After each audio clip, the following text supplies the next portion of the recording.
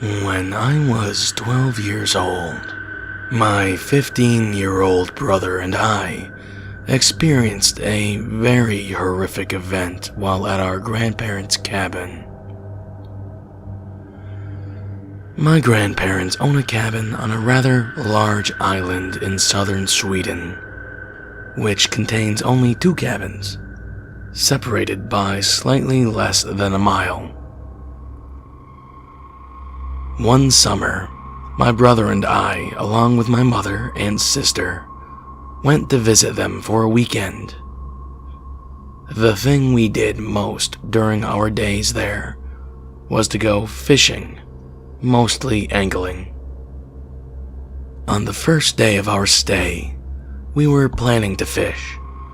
We set everything up, and all we had to do now was to dig for worms, which we used for bait. Grabbing a shovel along with a bucket, we went to the back of the cabin and down a short slope and through a trail where we usually find plenty of worms. The forest is very dense and barely any light shines through, which makes the whole setting a bit unnerving for me, as I have always been easily frightened. I hear something walking, and I look at my brother with a very scared face. He brushes it off as if there was nothing to be afraid of, and insists that we go check it out. We walk a bit further down the trail, which I know leads to an open meadow, as I have been there looking for mushrooms with my mom at previous occasions. Before we get to the open meadow, my brother holds up his hands as to indicate for me to stop. I look over his shoulder and see behind the trees what appears to be a moose looking directly at us. I got relieved as I knew they were friendly, and as I had seen plenty of moose nearby. My brother, however, who has never been scared of anything, looks back at me with the biggest eyes I've ever seen and the most pale I've ever seen anyone, as he tells me that we should get out of here. Without questioning him, I start to walk back while he keeps pushing me as to make me move quicker. And as we reach the cabin, we are pretty much running. My mom and grandma are sitting at the porch as we get to the front, and I tell them that we saw moose.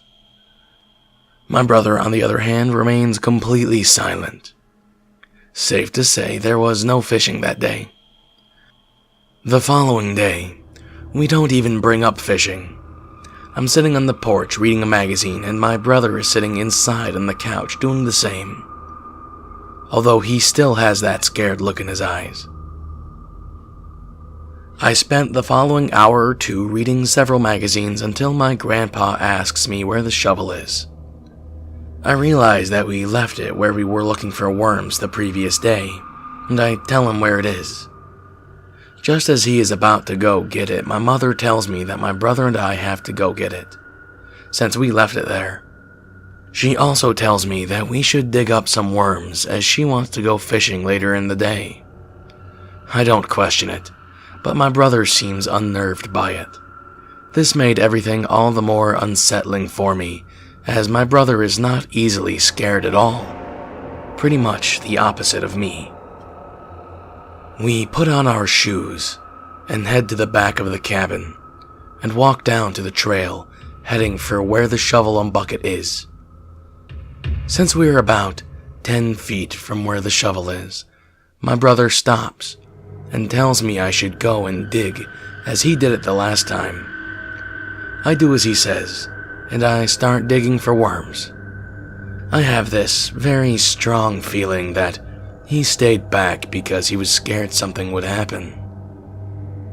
I start hearing the bushes around me sway, and hear sneaky footsteps moving closer and closer. Everything is all the more creepy, as I have no idea where the footsteps are coming from. 1 second, I'm sure they're coming from my right, and the next, It feels like they are coming from the completely opposite direction. I quickly put the few worms I found in the bucket, and as I fumble to pick up the shovel, I feel as though I'm being watched. My brother walks up to me and helps me seal the bucket, and I tell him it feels like something is watching, to which he responds that we should leave. Just as we turn around and are ready to head back, I hear a crack behind me and turn around. I look down the trail and see the moose once again, peeking at me from behind a tree. It looked very different from what they normally look like, as it felt much more slim and sort of twisted. At the same time, I am more confused and curious than I am scared, and my brother is dead silent. I can't quite see the whole body, but I know that something is wrong. I stand for a couple more seconds watching it, as it is staring right at us. From what I can see, I realize that it is not standing on four legs.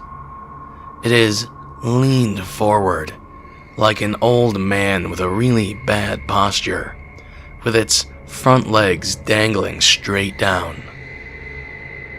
I also had this weird sensation that the creature was trying to talk to me, saying, "Let me help you." In a few seconds, I got struck with a panic and start walking really fast back to the cabin, my brother doing the same. It only takes a second before we are both in full sprint, running back, and I don't look back until we've reached the cabin. I turned around, and the moose-like creature is nowhere to be seen. We put the shovel by the shed where we took it, and bring the bucket with worms to the front where my mom and our grandparents are sunbathing. The day goes on as if nothing had happened, and we don't speak of it at all. Since this happened, I have never brought it up again with my brother. We both just sort of knew that it would feel wrong to speak about it, and none of us had visited my grandparents at the cabin since. To this day, I am not sure at all what I saw. I mentioned it to my friend once, and he told me that if what I said was true, then it was probably a Wendigo. He showed me some pictures from Google, and I instantly found resemblances of the creature that I saw back then. Until recently, I had completely repressed this event, but after reading several stories about the Wendigo, my mind has once again been haunted by the event, and in a terrible way, as I realized that what I saw most likely was something far more horrific than a moose. Out of all the things I've read about the Wendigo, the most terrifying thing is the people saying never to talk to it. I'm just imagining in my head what could have happened if I had tried talking back to the creature when I felt it was speaking to me.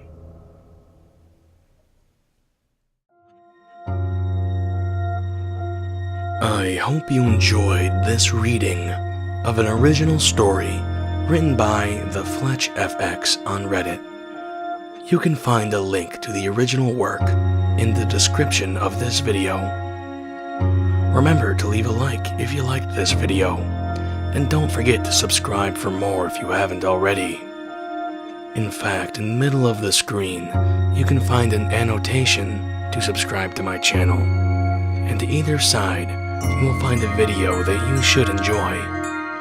Farewell, and remember to keep it spooky.